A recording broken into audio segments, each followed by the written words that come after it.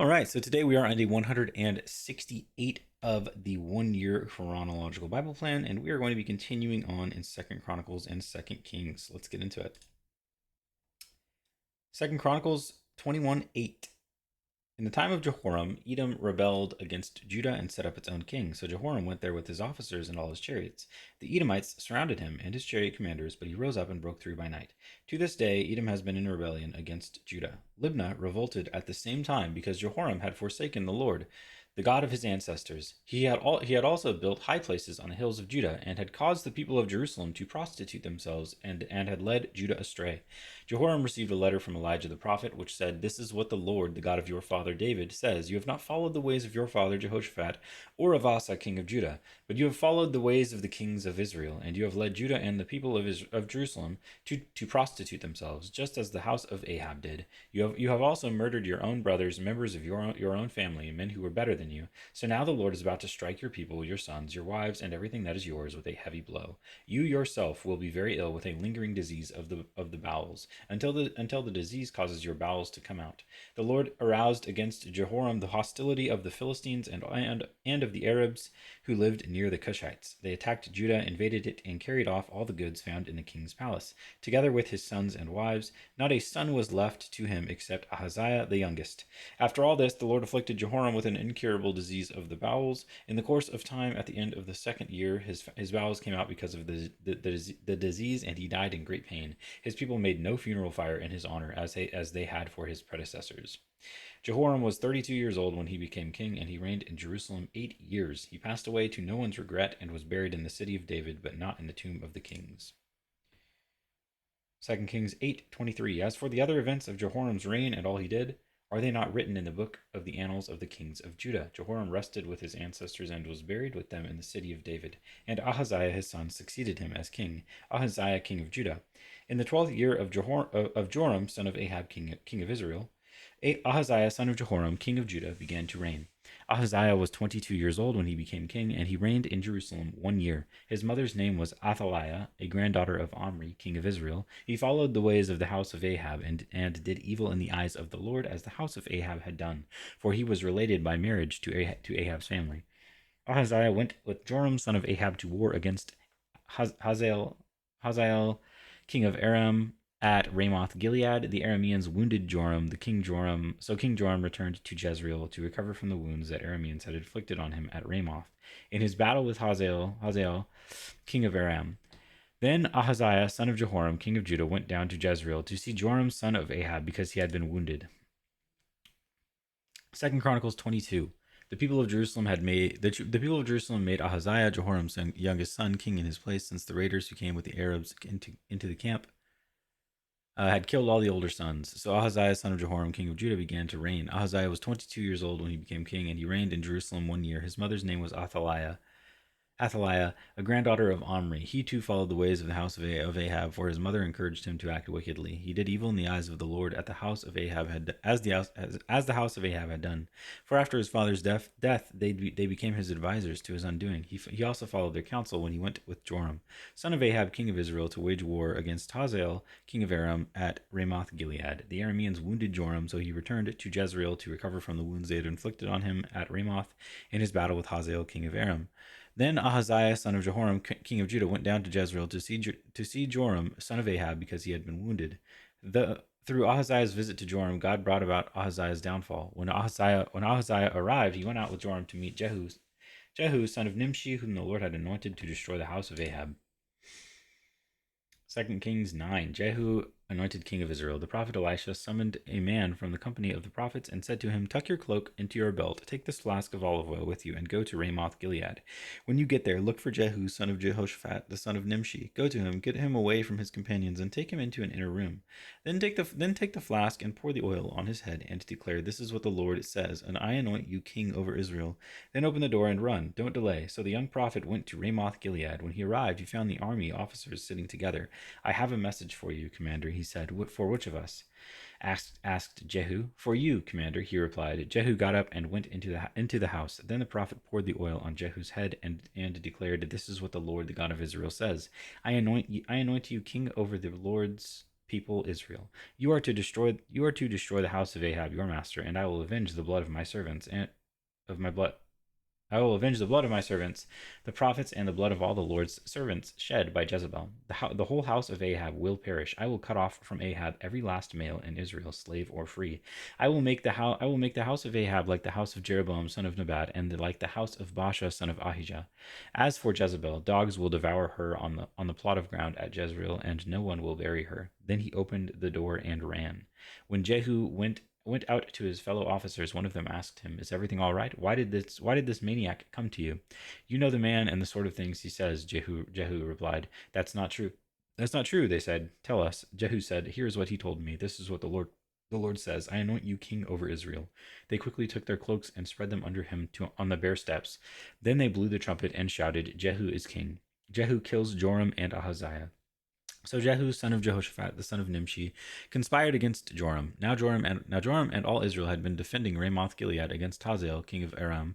But King Joram had returned to Jezreel to recover from the wounds the Arameans had inflicted on him in the battle with Hazael, king of Aram. Jehu said, "If you desire to make me king, don't let anyone slip out of the city to go and tell the news to Jezreel." Then he got into his chariot and rode to Jezreel, because Joram was resting there, and Ahaziah, king of Judah, had gone down to see him. When the lookout standing on the tower in Jezreel saw Jehu's troops approaching, he called out, "I see some troops coming. Get a horseman." Joram ordered, "Send him to meet them and ask, 'Do you come in peace?'" The horseman rode off to meet Jehu and said, "This is what the king says. Do you come in peace?" "What do you have to do with peace?" Jehu replied, "Fall in behind me." The lookout reported, "The messenger has reached them, but he isn't coming back." So the king sent out a second horseman. When he came to them, he said, "This is what the king says. Do you come in peace?" Jehu replied, "What do you have to do with peace? Fall in behind me." The lookout reported, "He has reached them, but he isn't coming back either." The driving is like that of Jehu, son of Nimshi. He drives like a maniac. "Hitch up my chariot," Joram ordered, and when it was hitched up, Joram, king of Israel, and Ahaziah, king of Judah, rode out, each in his own chariot, to meet Jehu. They met him at the plot of ground that had belonged to Naboth the Jezreelite. When Joram saw Jehu, he asked, "Have you come in peace, Jehu?" "How can there be peace?" Jehu replied, "As long as all the idolatry and witchcraft of your mother Jezebel abound." Joram Joram turned about and fled, calling out to Ahaziah, "Treachery, Ahaziah!" Then Jehu drew his bow and shot Joram between the shoulders. The arrow pierced his heart, and he slumped down in his chariot. Jehu said to Bidkar, his chariot officer, "Pick him up and throw him on the field that belonged to Naboth the Jezreelite. Remember how you and I were riding together in chariots behind Ahab his father when the Lord spoke this prophecy against him. Yesterday I saw the blood of Naboth and the blood of his sons, declares the Lord, and I will surely make you pay for it on this plot of ground, declares the Lord. Now then, pick him up and throw him on that plot, in accordance with the word of the Lord." When Ahaziah, king of Judah, saw what had happened, he fled up the road to Beth Hagan. Jehu chased him, shouting, "Kill him too!" They wounded him in his chariot on the way up to Gur near Ibleam, but he escaped to Megiddo and died there. His servants took him by chariot to Jerusalem and buried him with his ancestors in his tomb in the city of David. In the 11th year of Joram, son of Ahab, Ahaziah became king of Judah. Jezebel killed. Then Jehu went to Jezreel. When Jezebel heard about it, she put on eye makeup, arranged her hair, and looked out of a window. As Jehu entered the gate, she asked, "Have you come in peace, you Zimri, you murderer of your master?" He looked up at the window and called out, "Who is on my side? Who?" 2 or 3 eunuchs looked down at him. "Throw her down," Jehu said. So they threw her down, and some of her blood splattered the wall and the horses as they trampled her underfoot. Jehu went in and ate and drank. "Take care of that cursed woman," he said, "and bury her, for she was a king's daughter." But when they went out to bury her, they found nothing except her skull, her feet, and her hands. They went back and told Jehu, who said, "This is the word of the Lord that he spoke through his servant Elijah the Tishbite. On the plot of ground at Jezreel, dogs will devour Jezebel's flesh. Jezebel's body will be like dung on the ground in the plot at Jezreel, so that no one will be able to say, 'This is Jezebel.'" 2 Kings 10. Now there were in Samaria 70 sons of the house of Ahab. So Jehu wrote letters and sent them to Samaria, to the officials of Jezreel, to the elders and to the guardians of Ahab's children. He said, "You have your master's sons with you, and you have chariots and horses, a fortified city and weapons. Now as soon as this letter reaches you, choose the best and most worthy of your master's sons, and set him on his father's throne. Then fight for your master's house."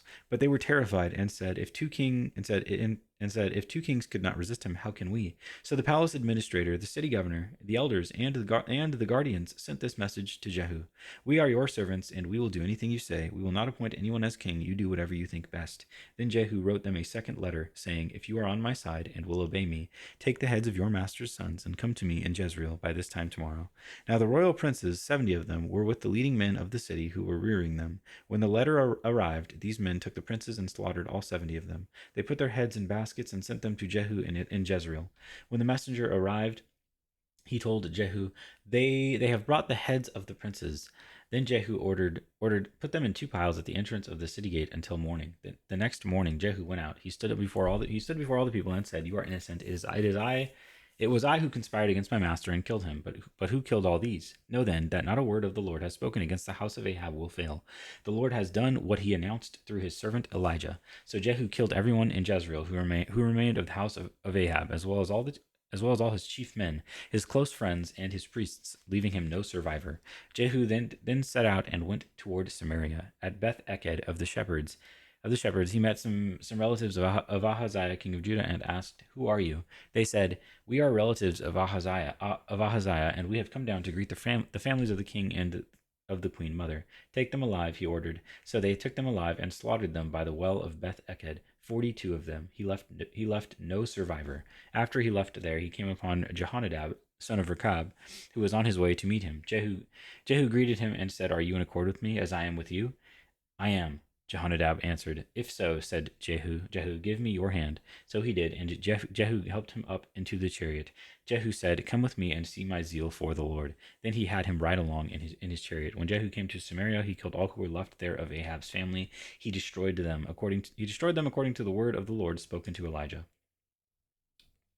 2 Chronicles 22:8. While Jehu was executing judgment on the house of Ahab, he found the officials of Judah and the sons of Ahaziah's relatives, who had been attending Ahaziah, and he killed them. He then went in search of Ahaziah, and his men captured him while he was hiding in Samaria. He was brought to Jehu and put to death. They buried him, for they said he was a son of Jehoshaphat, who sought the Lord with all his heart. So there was no one in the house of Ahaziah powerful enough to retain the kingdom.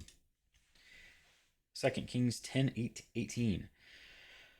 Then Jehu brought all the people together and said to them, "Ahab served Baal a little. Jehu will serve him much.